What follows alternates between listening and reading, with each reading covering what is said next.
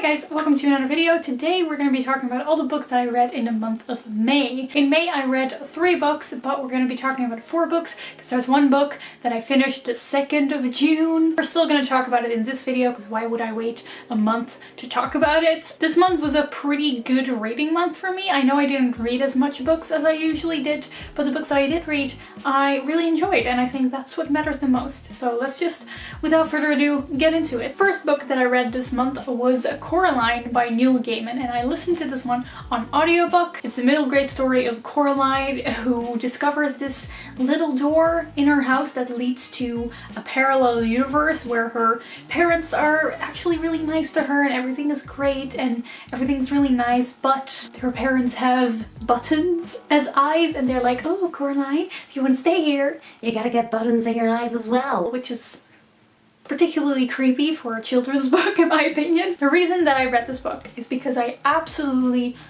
adore the movie. It's one of my favorites. I love stop motion animation. I love the creepy style that it has. It's like my favorite type of aesthetic, and I was like, you know what? I'm also gonna read the book. I don't really know how to talk about this book because the story is extremely similar to the movie and there's not a lot of difference. Actually, the movie is very close to the book, except the movie really adds an extra visual layer because of the way that it's made, like with the stop motion, and the aesthetic really adds something to the story. And I noticed while I was reading it, I just imagined the movie in my head. It felt like I was listening to the movie. And here is a very unpopular opinion here. I actually really liked the movie more than the book. I know the mantra usually is the book is always better than the movie, but in this case the movie is pretty much the exact same as the book, except the movie has that added effect of the way that it's designed and visualized, and that really added a lot. In a way I was a little bit disappointed because I was expecting that reading the book would give me like an extra dimension of the story, but it didn't because the story is so similar to the movie. But I don't really know how to rate this book because on the one hand, shouldn't I, praise the story, because without this story the movie would never exist. And also I have absolutely no idea how I would have enjoyed the book if I hadn't watched the movie first. I'm just a little, I just don't really know how to talk about this book, but I gave it 3 stars in the end because I did enjoy it. But I just like the movie more, but that does mean that I really like this story. So difficult. Anyway, Neil Gaiman, thank you for writing the story that made such a great movie. The bottom line is, if you really love the movie, reading the book doesn't really add a lot to it, but it's still a nice story. Moving on. The next book. I finished A Conjuring of Light, the 3rd book in the Darker Shade of Magic series, thereby finishing the entire series. I really enjoyed this last installment of the fantasy series about parallel universes and different Londons and magic and pirates and travel. It's just like a classic adventure fantasy series that I really enjoyed. I didn't like the last book as much as the 2nd book in the series, which was my favorite, but I still really enjoyed it. The stakes are incredible in this book. Certain characters are developed even further. A rivalry redeeming arc is introduced in the story, which is one of my favorite tropes of all time, as you might know. I wasn't a huge fan of certain decisions that were made in the plot, and I thought the plot really suffered from too much convenience and just convenient things helping the characters get out of peril. But I loved all the action. I was like at the edge of my seat the whole time. I loved the character development, and in the end this was just a wonderful, beautiful end to a series that wraps it all up nicely but leaves a bit open for the imagination, I have a full review on this entire series, a non-spoiler part in which I go into the pros and cons of the series so you can kind of see if you would like it or not, and then a little bit of a spoilery part if you just want to rave about it with me. So if you're interested in seeing my full thoughts on this entire series, look over there. The next book that we need to have a good talk about is The Ballad of Songbirds and Snakes, aka the book everyone was reading the past month. I'm a little late to the story, I think, because it took me a little longer to finish it, but it doesn't matter. I read it, I tabbed a lot, and I have opinions. This is the new Hunger Games novel. It's a prequel. We follow the 10th Hunger Games, where we follow President Snow's perspective and how he's mentoring the girl from District 12 as she goes into the Hunger Games. Even before this was published, this was already a divisive book, but after it was published, a lot of people were very disappointed by it, but then other people really liked it. Extremely, extremely divisive. And let me tell you that I'm taking the very, very boring stance of it was nice but not great. I'm kind of in the middle about it.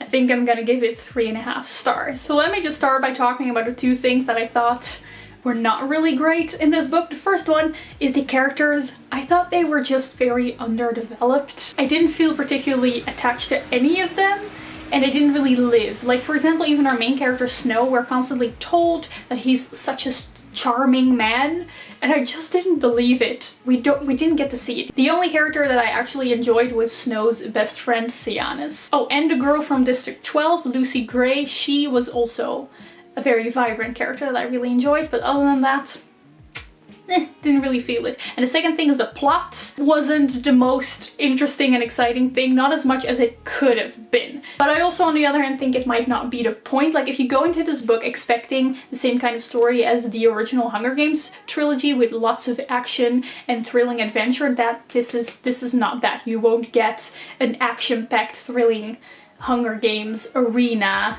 type of experience. It's way more slow and it's way more focused on the message that the story is trying to bring. It's actually like pretty classic dystopians, where the most important part and everything in the story just serves to bring home a certain political message, and the characters and the plot might not be the best. But I was really questioning how I should treat this book, because I like reading classical dystopians like 1984, Brave New World, and it's kind of broadly accepted, and something that I do as well, that we kind of excuse the bad character development and plot creation because it's all about the message and that's the most important part, and that's how we should judge the book. So shouldn't we judge the Ballad of Songbirds and Snakes the same way, saying, well, it's okay that maybe other parts of the story aren't as developed because it's about the political message that it's trying to give? And I think I'm gonna say that I'm not gonna excuse it, because first of all, this is a 500-page book. Most classic dystopians are like 300 pages. There were 500 pages. There was enough room to develop characters and plots. And the second reason is this book is written for young adults. We know from Suzanne Collins that she writes for young adults specifically because she wants to get young adults involved in thinking about war and other kinds of political things. So if you're gonna write for young adults, I do think it's pretty important. You gotta make sure that your plot is interesting and thrilling, and that your characters are people that the readers can really get invested in. So now let's get into the thesis and message that this book was trying to bring. So the goal of this book is basically to explore the ideas of human nature. We know this first of all because of the epigraphs at the beginning of the book, the quotes. She quotes Hobbes, Locke, and Rousseau, who were 3 political philosophers that basically thought about the human state of nature. And also Suzanne Collins said in an interview that that was her goal, so that's how I knew. Those 3 philosophers that she quotes at the beginning of the book were political philosophers, and the reason that they thought about human nature is because, in essence, the idea that you have on human nature is going to determine how you think you should govern a country. And that's, I think, why it really makes sense that we're from Snow's perspective, because we read about how he is kind of slowly developing his idea on human nature, and we can kind of fill in the blanks ourselves on how that then translates to how we know he later rules Panem in the original trilogy. And I really liked that part of the story. I really like political theory, and I know that a lot of people who did enjoy this book really enjoyed it exactly because of that. For me, it wasn't enough to love it, because personally I would have actually liked to see more of it. Again, for a 500-page book, I think it didn't really go into it as much as it could have. We basically only get Snow's idea on the matter, and I would have liked to see more conversations between Snow and other characters where they talk about it with each other and kind of see conflicting ideas, but we only see that happening like once, maybe twice in the story. Those were my favorite parts, but I would have liked to see more of it actually, which I think is a little bit of an unpopular opinion. And then the last thing that I want to say about this book is about how it's a villain origin story. A lot of people are kind of hesitant about this book because they are just not in the mood for a story in which we learn about Snow's past and that something really tragic happened to him and he was a hero first, but then something really tragic happened to him and that's how he went evil. Without spoiling anything, I can reassure you that yes, this is a villain origin story, but it's not that kind of villain origin story, and I really like that because I'm kind of sick of villain origin stories where people are just great and then one tragic thing happens to them and then suddenly they've completely changed and it only affects themselves. I already talked about this on Twitter. Follow me on Twitter, by the way, at @thebookleo if you want. What I liked about this book is that it kind of goes against this idea, because I think a lot of media teaches us that people go villainous because of like one defining moment that only affects them individually. But in this book we kind of see that it's actually just ideas and worldviews that makes people go villainous, and they grow over time, they are influenced by other people, and it's not just this like one single individual event. It's not something external that just happens to you, it's more like internal, and it's also a choice that you're making. And that's kind of all I have to say about this book so far. I really want to make a completely spoiler-filled separate video where I kind of go through all the little bits and things that allude to this message and the political theory and kind of just discuss it, and also all the little Easter eggs that are in there that allude to the later Hunger Games that I really enjoyed. So yeah, that might be coming at some point. I feel like I'm way too late because everyone has already talked about this book. And then moving on to the last book that I read throughout the month of May, but I technically finished it in June, but we're still going to talk about it, and that is Bad Feminist by Roxane Gay.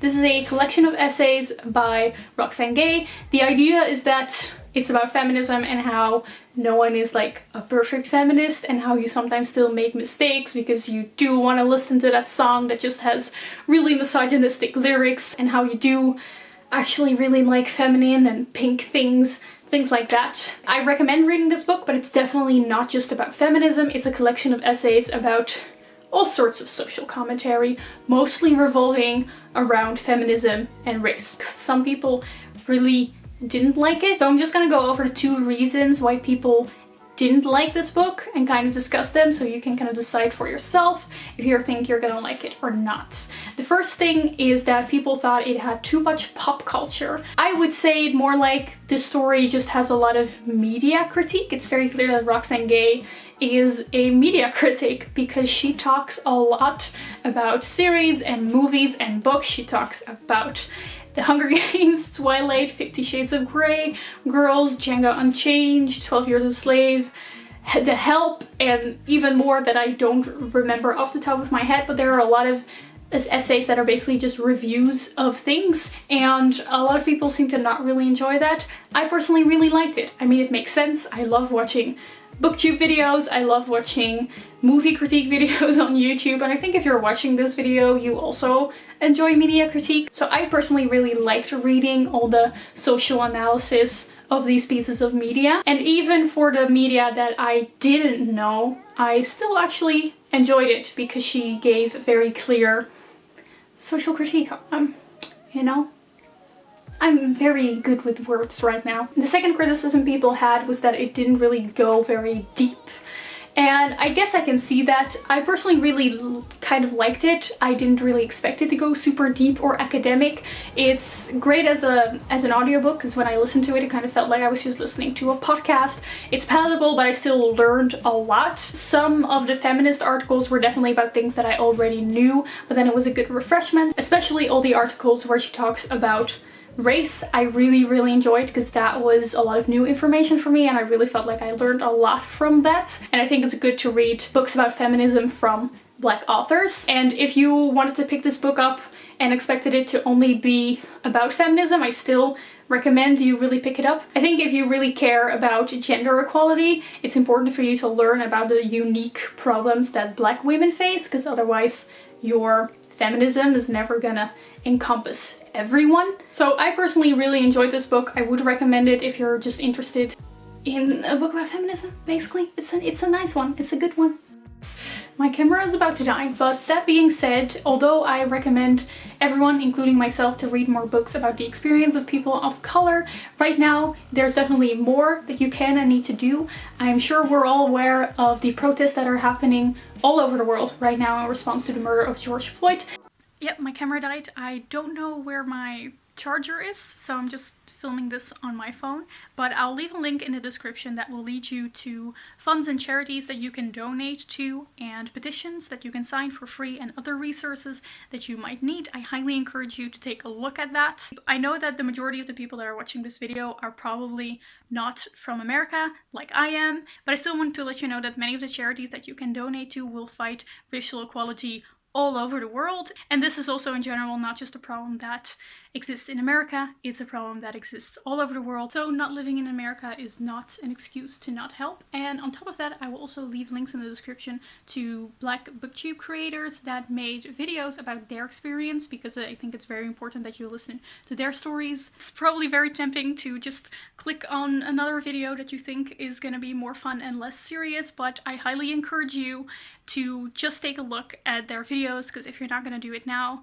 when are you gonna do it? Like, at least put it in your watch later. Just don't ignore it. That's all I ask. So that being said, I really hope you're gonna take a look at those links. I really hope you're doing well, having a great day, and I will see you soon in another video, if I ever find my charger. Goodbye.